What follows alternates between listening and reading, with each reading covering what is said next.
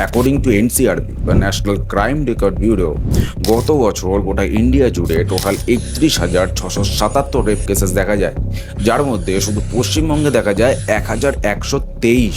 এর থেকেও shocking data শুনবেন। According to various studies and reports, ভারতে টোটাল যত সংখ্যক রেপ সংঘটিত হয় তার থেকে মাত্র 10 থেকে 20% রেপ শুধু রেজিস্টার্ড হয়, বাকি 80 থেকে 90% তো রেজিস্টার্ডই হয় না। তাহলে একবার ভাবুন যে ভারতবর্ষে প্রতি বছর আদতে কত সংখ্যক রেপ সংঘটিত হচ্ছে। সো আপনাকে 2022-এর 13ই এপ্রিলের একটা নিউজ রিপোর্ট দেখাই, যেখানে দেখাচ্ছে যে বিগত 40 দিনের মধ্যে 15টি ভয়ঙ্কর রেপ কেস সংঘটিত হয়েছে, যার মধ্যে রয়েছে ক্লাস 4-এর বাচ্চা, একটা 11 বছরের বাচ্চা, একটি হাউস ওয়াইফ, একটি গৃহশিক্ষিকা এবং একটি আদিবাসী মহিলা। 2022-এর মার্চের 3 তারিখে উত্তর 24 পরগনার সাগরদ্বীপে একটি ক্লাস 4-এর মেয়ে একটি টিএমসি কর্মীর দ্বারা রেপ হয়। মার্চের 22 তারিখে বসিরহাটে একটি আদিবাসী মহিলা একটি টিএমসি কর্মী এর দ্বারা রেপ হয়। এর মধ্যে বলে দিই, আমি কিন্তু কোনো পার্টির হয়ে কাজ করি না বা কোনো পার্টির বিরুদ্ধে কাজ করি না বা কোনো পার্টির উপর আমার নিজস্ব ক্ষোভ বা রাগ নেই।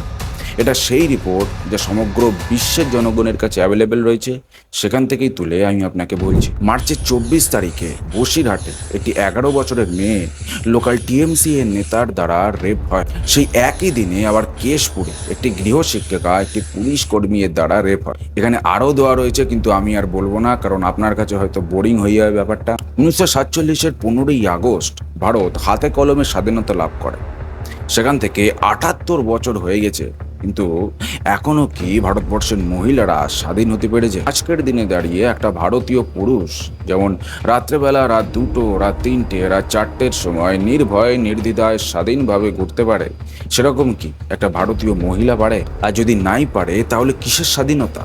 কেনই বা বলছি আমরা ভারতকে স্বাধীন? সো এগুলো তো গেল কিভাবে যে একটি অবিবাহিত মহিলা রেপ্ট হয় বা একটি বিবাহিত মহিলা অন্য পুরুষের দ্বারা রেপ্ট হয় তার ডাটা, কিন্তু কোথাও কি বিবাহিত মহিলারা তার স্বামীর দ্বারা কিভাবে সেক্সুয়ালি অ্যাসাল্টেড এবং অ্যাবিউজড হয় তার উল্লেখ কোনো জায়গায় থাকে?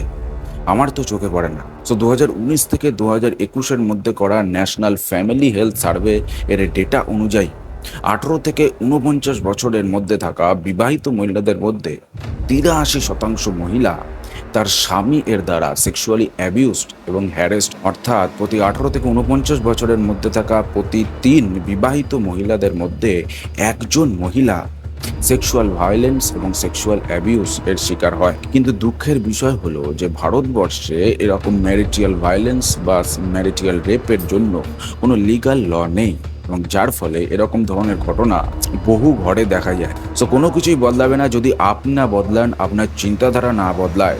এক মহান ব্যক্তি বলেছেন, everything starts at home. So video ভালো লাগলে অবশ্যই সাবস্ক্রাইব করে পাশে থাকুন, কারণ এই রকম ভিডিও এই চ্যানেলে আরও আসতে চলেছে। সো দেখা হচ্ছে পরের ভিডিওতে। জয় হিন্দ।